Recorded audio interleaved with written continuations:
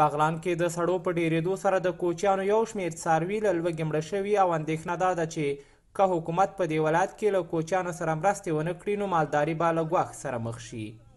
شپانه او مالداران وایي چې څړځایونه په واورو پوښل شوي او په هره رمه کې له 10 تر 15 پورې څاروي له لوږې مړه شوي دي. ختمیږي او مشکلاتو سره مخامخېږي.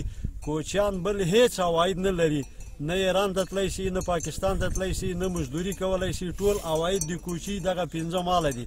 دا 15 ماله که ختم شي نو داسې فکر وکوه چې کوچیان له سختو ستونزو سره مخامخ او د مالدارۍ ریاست وزارت ریاست عاجل مرستې ونه کړي، د خلکو دغه نیمګړې مالداري به هم له ګواښ سره مخ شي او دغه مالونه به له منځه لاړ شي. کوچیانو او د مالدارۍ ډېر خرابه ده.